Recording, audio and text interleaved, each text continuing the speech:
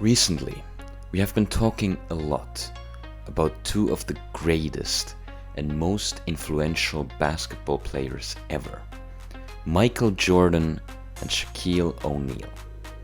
Michael Jordan's psychological tricks and ego seem almost unbeatable, but they weren't.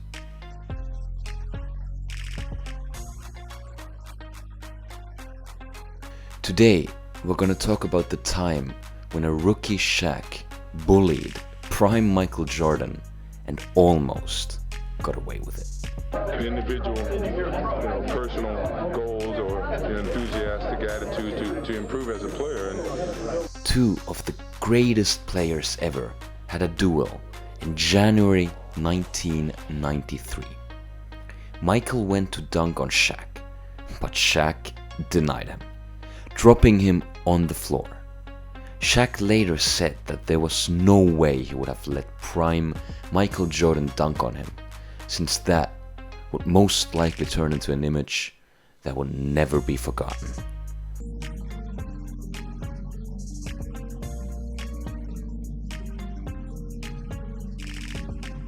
The Orlando Magic drafted O'Neal with the first overall pick in the 1992 NBA draft.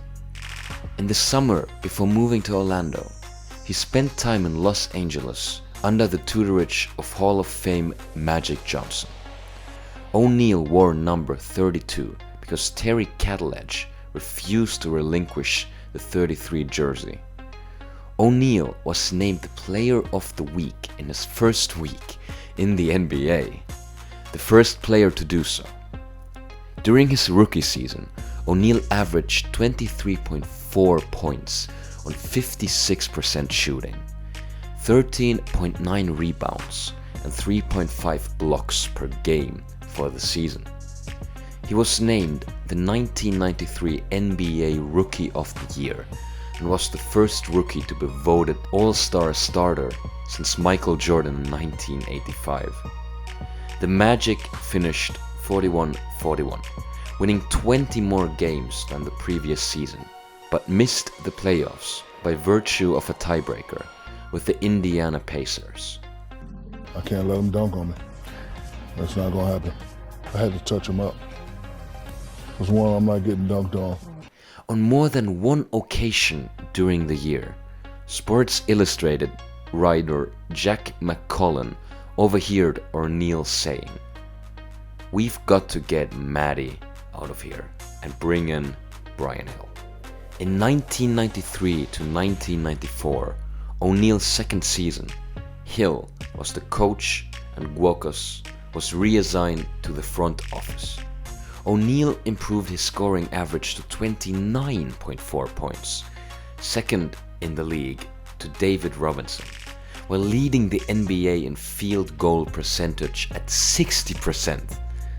On November 20th, 1993, against the New Jersey Nets, O'Neal registered the first triple-double of his career, recording 24 points to go along with career highs of 28 rebounds and 15 blocks. Man at the time, so when I go to help him up, he said, "Don't ever help nobody up. Great foul. Don't do that. I don't need your help." He was voted into the All-Star game and also made an All-NBA third team. Teamed with newly drafted Anthony Penny Hardaway, the Magic finished with a record of 50-32 and made the playoffs for the first time in franchise history. In his first playoff series, O'Neal averaged 20 points and 13 rebounds as the Pacers swept the Magic. What Shaq managed to pull on MJ is a good representation of how psychological basketball, especially on professional level, can be at times. Shaq is said to have bullied his way into the rows of the best players of the NBA. Shaq was an amazingly good basketball player already in his rookie years. Everyone knew he was going to be good, but no one expected him to be this good. However, as long as MJ was in the picture, Shaq would be merely an afterthought. when considering the best player in the NBA. This is why when MJ retired for the first time, that was such a huge thing for Shaq. He and his team, the Magic, ended up as the best players in the NBA. Sure enough, with Michael Jordan being busy playing baseball, Shaq asserted himself as the most dominant player on the planet.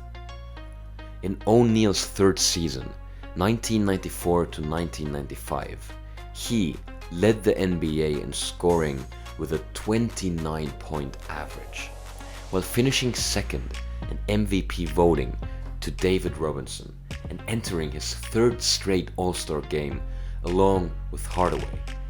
They formed one of the league's top duos and helped Orlando to a 57-25 record and the Atlantic Division crown. The Magic won their first ever playoff series against the Boston Celtics in the 1995 NBA playoffs. They then defeated the Chicago Bulls in the conference semifinals.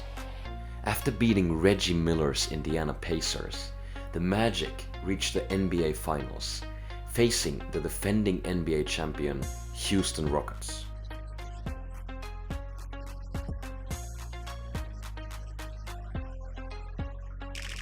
O'Neal played well in his first finals appearance, averaging 28 points on a 59% shooting, 12.5 rebounds, and 6.3 assists. Despite this, the Rockets, led by future Hall of Famers Hakeem Olajuwon and Clyde Drexler, swept the series in 4 games. In 1995, Shaq finally got the chance to officially claim his throne from Michael when the Magic played against the Chicago Bulls and won. Shaq's master plan had finally become a reality. Was it all started by that one block that might have led to Michael's retirement and in turn to Shaq taking over the NBA?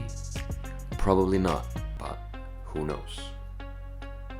Wouldn't it be fitting if the story ended here, with a rookie that dreamed of being Michael Jordan, beating Michael Jordan, and having one of the greatest playoff matches with a team that was considered terrible? Well, yes, but it didn't.